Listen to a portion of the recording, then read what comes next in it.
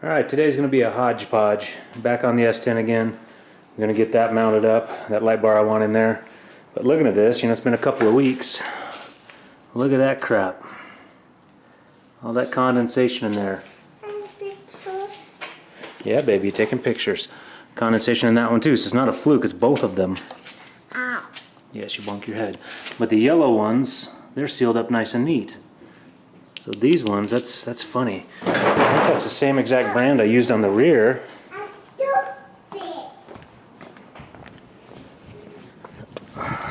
And they're sealed up nice and neat. Yeah, no signs of condensation in those ones. I don't know. They're just cheap little mini bars that you get off of freaking Amazon, so that sucks. I may end up replacing those sooner than I would want to. Obviously that style holds up nice and neat. That style has not at all. So let's go ahead and fix this. Oh, the other thing, 42 years old, I'm finally getting this. There's my air compressor over there. I'm gonna run some lines, but this is all the Husky set, their baseline 4 main tools. I also have a cutoff wheel I bought with it. This set of tools, that all your impact sockets. $100 for all of this stuff. $100 for that. Probably shouldn't admit that on video. My wife will see this. But you're getting the hammer, the die grinder, ratchet, and impact driver with this set. And like I said, what I also bought with it was the cutoff wheel. It does come with, when you get there, that's a 13/16, a few more of the extras, some of your hammer chisel bits, the simple wrenches. And this is kind of curious to me. Every single one of them from the factory, oh, that just came out, is capped. And so you got to put all those in. It does give you the Teflon tape to do it with. So I'm going to get to doing all of that. That's part I want to do, get these tools set up so then I can do something else I want to do. Are you sweeping? Okay, good girl. Alright, I'm going to get to that. Paint's out, there's something I want to paint today, so a couple of different things I'm doing.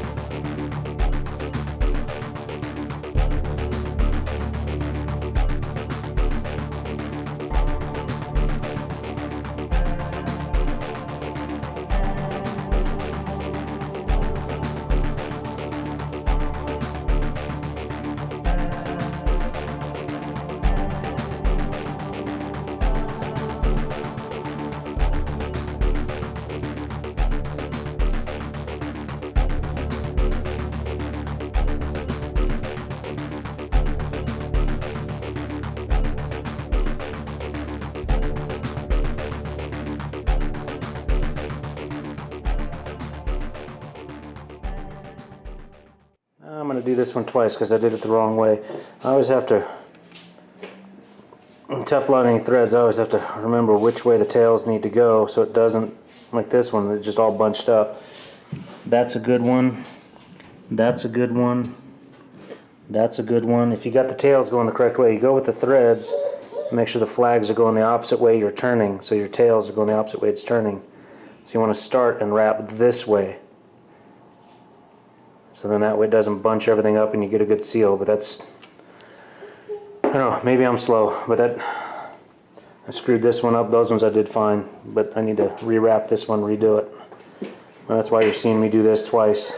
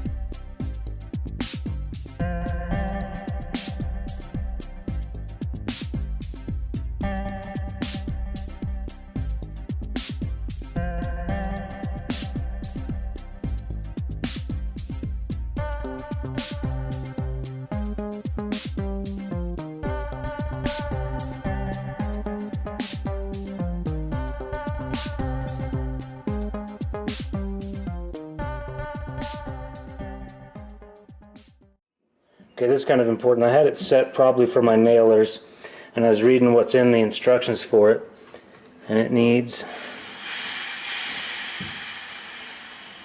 almost there, 90 psi max is what those tools are marked for. So I'm going to go there at 90, because when I was spinning those tow hooks off up front, it just wasn't spinning the way I wanted to. Obviously you could tell there was not enough power in it, so just reset that for 90 psi. Probably important to read when you see things like that. That's an important note. I mean, for other guys that have probably been using these tools for years and years, that's probably old hat. You probably got that all figured out. But it's right here. Right in there, tiny lettering says 90 psi max. I looked on that. 90 psi max. I bet this one says the same. The hammer, 90 psi max. So yeah, important to pay attention to that. You don't want to blow up your freaking tool in your hand or in your face. But yeah, so set it for the right there. You know, with this one I can do about 150 on the tank, 200 on the tank, somewhere around there. No, 175, my bad. It's right there in big letters. But 175 is what the max of the tank does. The tool though, I can set it with this regulator. But yeah, so 90 psi. I think that right there tells me what I'm titling this video. This video is going to be about these tools, even though my point in pulling these off, just looking at them on the truck, I don't like how nasty and rusty they look, so I'm going to scuff them up a little bit, use the rusty metal primer, paint them red. Kind of go with my red stripe motif that I got red stuff in accents. Here's my only concern with painting red like that is it's a lot like the Jeeps these days are doing. But think about it, it does make sense to do your recovery points in a color that stands out from the rest of your vehicle. That way when someone else is hooking to you, like, oh, there it is, it's red. And you can tell them the red tow hooks, put your strap there. But yeah. Alright, I'm going to get back to it.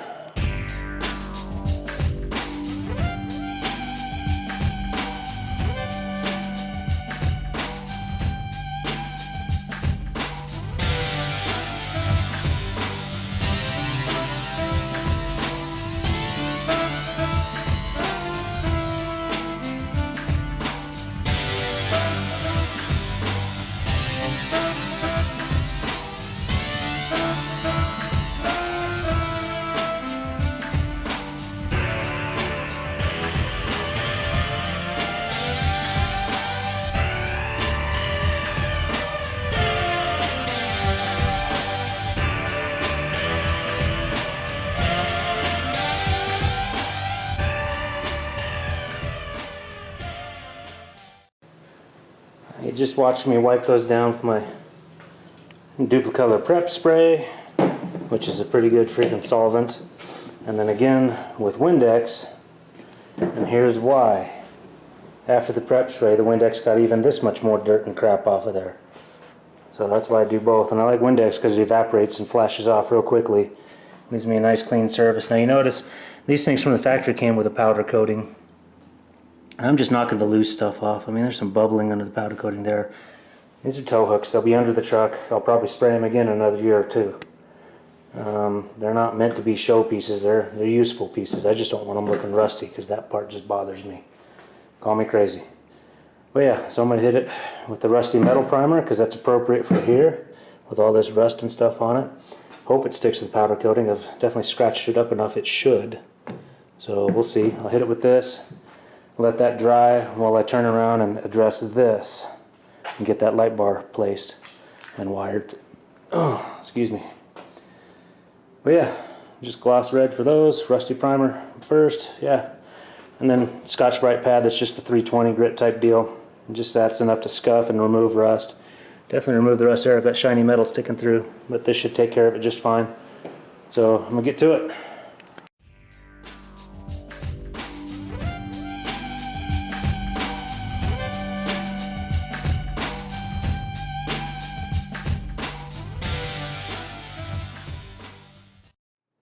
So on the list of new tools I bought, a metric tap. It actually comes with the drill and the tap. The bit is a high carbon bit made to actually go through that, and the actual tap wrench itself. So now I've got what I need to actually thread. Because again, remember this is 1/4 inch, so there's plenty of room there to thread on for a simple light bar. And you can kind of see that in there almost. Plenty of room. So you saw me buzz that off like it wasn't even there. You know, this bumper, I'm highly likely to rebuild a whole new bumper for this one because what I'm missing and what I need here is a winch carriage. So this bumper's done its job. I don't care if I get extra holes. It's already beat up. The Duraback coating on it's freaking fading and having problems. And yeah, it's been a good bumper. The Army pays me, and what do I do with it? I buy tools so I can do more work, right? All right. Yeah, those are drying up. I'll let those dry up. I'll flip them, paint them, and then the dry times was going to hang me up with these. Any which way, definitely ADD type video today, so let me get back to that.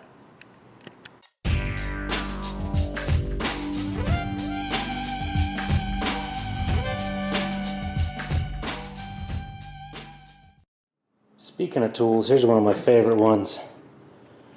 Little DeWalt hookup of Allen wrenches, hex keys, whatever you want to call them, but you notice these little lock buttons. So this does not go forward or backwards. You know, my Craftsman ones that I've had for years, they flop all around. They're a pain in the butt. This one, you press it. You can see that snap and it locks in place. So you can do it that way. Do it that way for a 90. That way to close it. But yeah, another one of my favorite recent acquisitions. I guess I got those last year sometime, but they've been awesome. I love them. You know, I was thinking about something. Dave at Redneck Garage, go check his channel out. Does great stuff with Jeeps. Right now he's been off the net for a while because he was remodeling his house, and now he's building his storage building / man cave in the backyard. But he tends to paint all his stuff red because his favorite tool suite is always Milwaukee. And me, I've got DeWalt yellow everywhere. Does that mean when I put a beer fridge out here that I've got to paint it yellow and get a DeWalt sticker for it? Maybe. I might actually do that. That'd be funny. I think he'd get a kick out of that. Yeah, go check out Dave at Redneck Garage. Great stuff. He's got plenty of videos on his channel about Jeep rebuilds he's done. Total frame-off restores on most of them. But yeah, I guess this has kind of become a tool-themed video. Now what I'm worried about is with this standard wrench, do I have the room to turn in here? And the other thing I looked at is I set it all the way back, but I jumped my holes forward because I was worried about it rubbing right here. So I want a little bit of space in between there so I don't mess up this grill. And it's not like this is the best grill I've ever seen on the planet Earth, but it's still don't install your stuff such that it will mess stuff up. But yeah, I don't know if I'm going to have the turn radius for that tap wrench. I might have to get creative on this. And yeah, you look at that, it's tight, but we'll get it. All right, let's get back to it.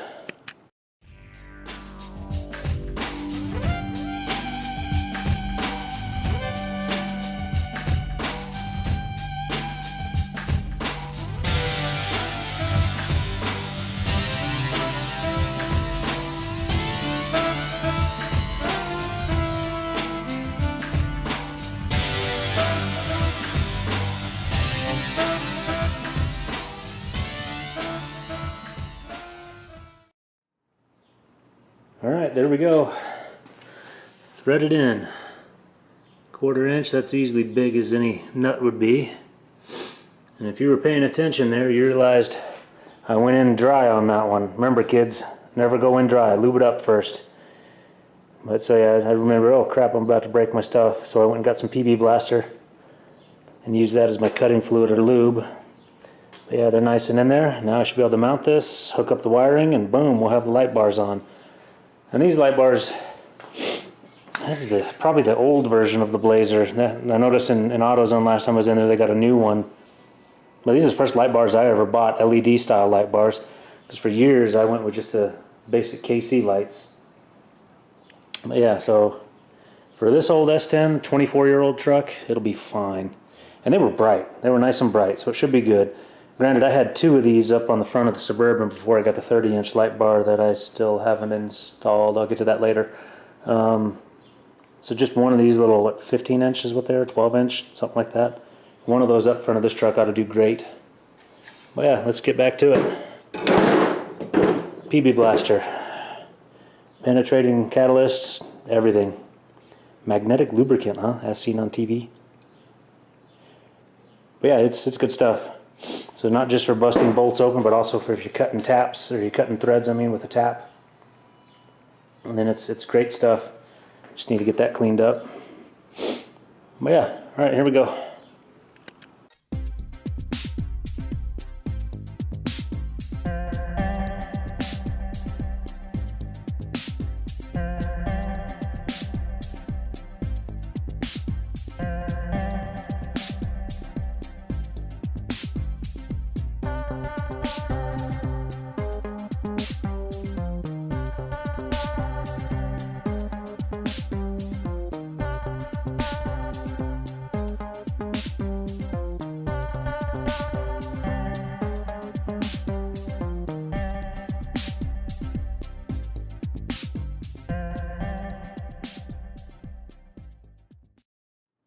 Speaking of new tools, and this is the first time I've actually used this one, picked them up a couple months back, but it's, you know, ratchet drive hex steels, but you look on that bottom, it is made, you see that clearance issue you've got there, you can swivel it. You can swivel it to a certain degree there, and that way you can get out of the way, and you can tighten down hex keys that have clearance or interference issues like that. Man, you need to spend more time out in the garage, less time in the house, right? Someday I'll be done with all the tasks in the house. But yeah, these things come with these little rubber feet. Kind of helps with anti-vibration. It's nice and tight. I realize now that these stainless steel M6s that I bought, they're a little longer than they need to be. I mean, they're probably down in there like that. I probably could have gone a lot less thread depth on them. But they're in, and this thing holds, so now I just need to get under there and wire that up and test her out, see how bright this bugger looks. You have to forgive me, I'm not going to do a nighttime with this. I'm just going to wire it up and show you what it looks like on the opposite wall behind me. But yeah, let's get back to it.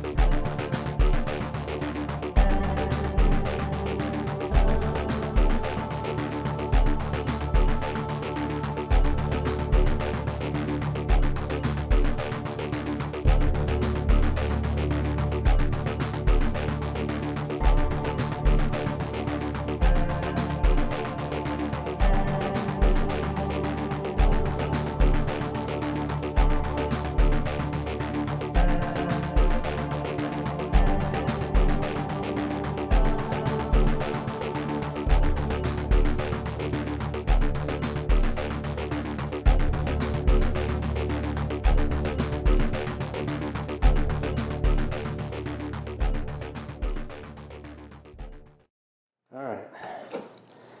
If it was just a little bit shorter, it really didn't have enough to make it in there. So maybe I'll look for some shorter ones, but still pretty handy. Another tool. This right here is proof that they don't have to be expensive to be useful. A set of these, they got a little D-ring clipper, they got a magnetic back, has a flashlight function and a shop light function, but they're magnetic. So you can see that I stick them up under the bumper to see what I'm getting at with the wiring under there. Which, side note on that one is, yeah, I had the wiring coming out the pigtail for the light coming out this side, and then I realized my leads are over here, so that's why I had to flip it. I hope that thread locker's still going to hold. And you saw that it actually works. The high beams are on and all the lights are on. Should be pretty neat, but yeah. Showing a whole lot of tools here. I guess that's kind of going to be the function of this video, is it's a tool time video. So there you go. High beams, KCs, and that Blazer light bar. Like I said last video, those driver's lens ones that are down there, they're only on with the low beams. Someday I could fix that. There's ways to wire that differently. Oh, and that's funny. Last time I was looking, this light wasn't glowing. Now it is. I guess I jiggled something under there. So my side marker is actually glowing. But yeah. You can hear those aux beam fans going on those bulbs. You can see the kind of light pattern. And so that's the curious part. This one. Yeah. So yeah, let's see. Back down to just low beams. And there you go. You know, they got condensation inside there. Those low beam LED bars are still working pretty well. That's basically it right there. So we're going to call it done for the S10's lighting. It's got the lighting I want, and it should be alright from here on out. Now let's get back to painting those and getting those back on the Suburban. Then we'll close out. I'm not just showing you tools, I'm using the tools, so hey. Alright, there it is. Red tow hooks. Looks much better than the junkiness. Actually, I'm looking closely and thinking I got a lot of bugs and crap on the front of this. I need to wash it again. It's been raining a whole lot the last off and on several days. I mean, you see this kind of weather. This is the first really warm and dry day we've had in a little while, so yeah, truck needs a bath, but I do like the look of these red tow hooks a lot better. We'll see how long it stays that way, but you know, it's only Rust-Oleum. Can easily take them off and do them again. The other thing I fixed with them, that was bothering me, how I had the nuts coming down. So the bolts going down and nuts, so now the nuts are on the inside, so that gives a cleaner look. Less for things to catch on if ever I'm in that kind of a trouble. I don't know that I would be, because the plate of the bumper is down here at a lower level. But it was just at that point probably just an aesthetic thing. But yeah, if you've come this far, appreciate you watching me play around all day, and we'll catch you in the next video.